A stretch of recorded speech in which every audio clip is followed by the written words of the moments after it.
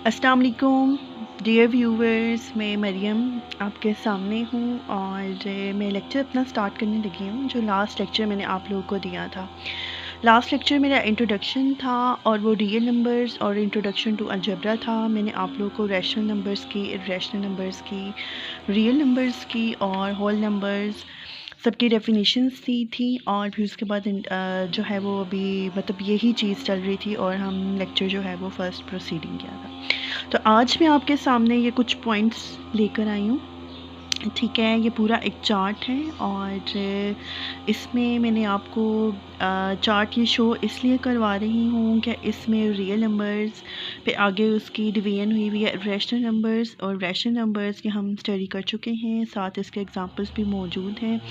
उसके बाद rational numbers को फर्दर से डिवाइड किया हुआ है नॉन इंटीजर रैशनल नंबर्स, ठीक है, और इंटीजर्स में, ठीक है। इंटीजर्स में आज की डेफिनेशन में आज आपको थोड़ा सा बताऊंगी, ठीक है। इंटीजर्स से मैं इसको स्टार्ट करूंगी, फिर उसके बाद नेगेटिव इंटीजर्स और होल नंबर्स, फिर ज़ीरो और नेचुरल नंबर्स। नेचुरल नंबर्स को हम पॉजिटिव इंटीजर्स भी कहते हैं। तो फर्दर हम अपने लेक्चर को प्रोसीड करते हैं, और प्रोसीड करने से पहले मैं एक छोटी सी रिक्वेस्ट आप लोगों से करूँगी। वो ये है कि जो मेरा लेक्चर देख रहा है और लेक्चर को अंडरस्टैंड कर रहा है, उनसे मेरी एक छोटी सी रिक्वेस्ट है कि मेरे चैनल को सब्सक्राइब भी कर लें और वीडियो को लाइक भी कर दें, और अगर आपको कोई भी इशू है तो अपने व्यूज़ कमेंट्स में ज़रूर दें। तो लेक्चर को प्रोसीड करती हूँ। हाँ जी, अस्सलाम वालेकुम। तो लेक्चर को मैं आगे फर्दर प्रोसीड कर रही हूँ with the topic introduction two variable expressions and equations. आपके सामने जो है वो मैं इंट्रोडक्शन देने लगी हूँ वेरिएबल एक्सप्रेशंस को किस तरह से, क्योंकि सबसे पहले हम अलजेब्रा को स्टार्ट ही यहाँ इसी पॉइंट से करते हैं कि वेरिएबल एक्सप्रेशंस को और इक्वेशंस किस तरह से बनाएंगे और एक्सप्रेशंस को किस तरह से हम जो है वो लिखते हैं, किस तरह से हम उनको इंट्रोड्यूस करते हैं अपनी अलजेब्रिक लैंग्वेज में।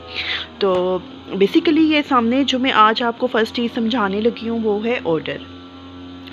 जैसे कि ये मैंने आपके सामने लिखा है, ऑर्डर में आपको लिखा हुआ है कि मैंने 2 को 3 टाइम्स लिखा है। 2 जो है वो 2.2.2 यानी कि 2 को मैंने 3 टाइम्स जो है वो लिखा है। अब 2 की पावर 3 है।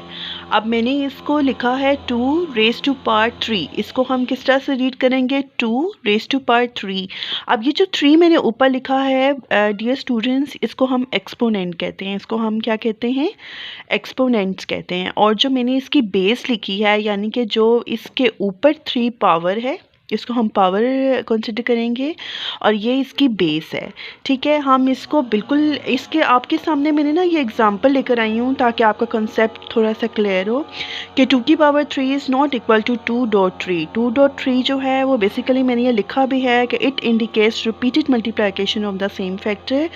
बेसिकली जो 2 raised to power 3 is the indications of same base number which is 2 given there, ठीक है। और इसको 3 टाइम्स हम रिपीट करेंगे तो 2 की पावर 3 होगा।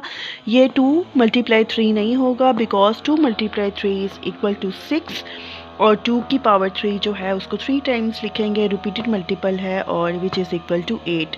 2 इंटू 2 इज़ 4, 4 2 ज़ा 8। तो हम इसको इस तरह से लिखेंगे और इससे फर्दर जो है वो लिखते हैं। हाँ जी, तो नेक्स्ट टॉपिक है कि अलजेब्रिक एक्सप्रेशन को किस तरह से इवैल्यूएट किया जाता है। तो मैंने आप लोगों के सामने जो है वो इसकी डेफिनेशन प्रॉपर लिखी है कि एक अलजेब्रिक एक्सप्रेशन वो कलेक्शन होती है जिसमें आप नंबर्स को देखते हो, यानी कि आप उसमें नंबर उसमें मौजूद होते हैं, वेरिएबल्स होते हैं।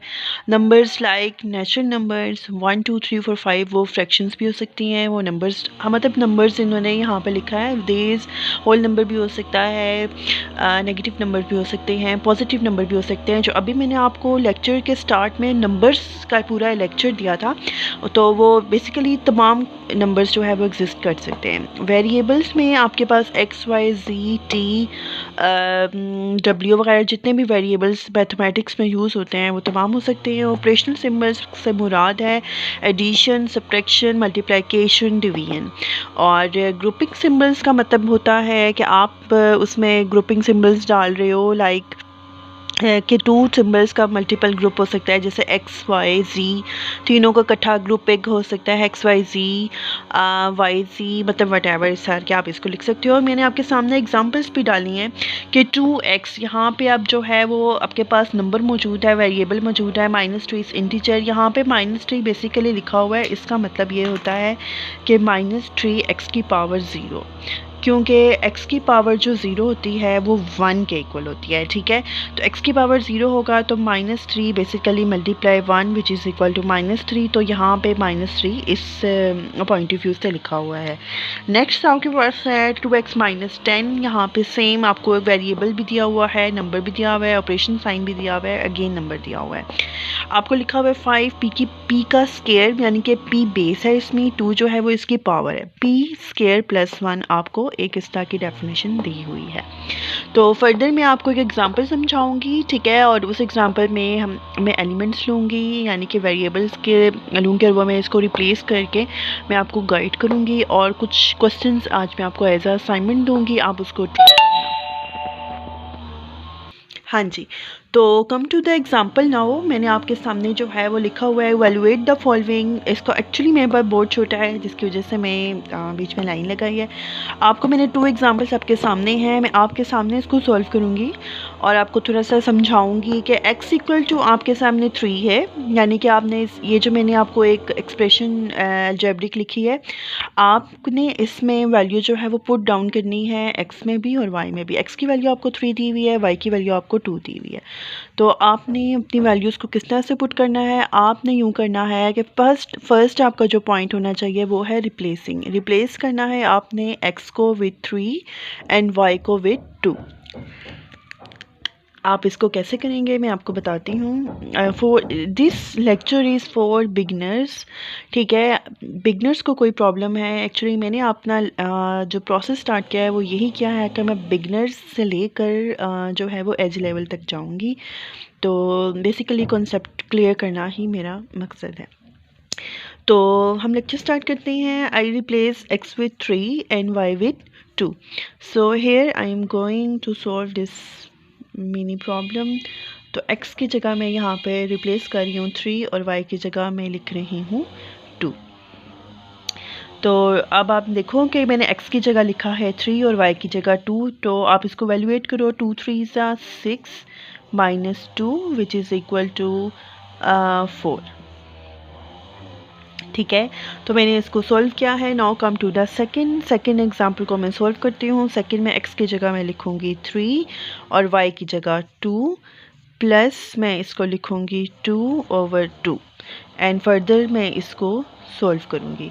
आप इसको सॉल्व करें। आप देखें कि आपको एलसीएम अगर नहीं लेना आता तो एलसीएम आप इसको देख लें कि इसकी जो डिनोमिनेटर दोनों फ्रैक्शंस में लिखा हुआ था 3/2 एंड 2/2। सो हेयर आप इसको सिंप्लीफाई करने के लिए, ये छोटे बच्चों वाली बात है कि आप इसको एलसीएम इसका लें और इसका एलसीएम जो है वो आपके पास 2 आएगा, क्योंकि बेस इसकी सेम है तो ऑटोमेटिकली इसका एलसीएम 2 होगा।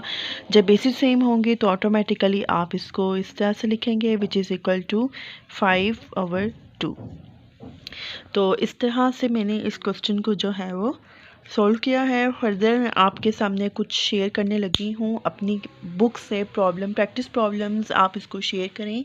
ये मेरी बुक है और ये इसकी प्रॉब्लम्स आपके सामने नज़र आ रही है। This is for your assignment. आप इसको सॉल्व कीजिएगा और इसको सॉल्व करने के बाद फर्दर मैं आपके कमेंट सेक्शन में ज़रूर आपसे पूछूँगी। ये आज का लेक्चर मेरा यहीं तक था, इसको एंड करती हूँ और नेक्स्ट टॉपिक को लेकर आपके सामने आऊँगी। Kindly subscribe my channel and thank you so much. जज़ाकल्लाह।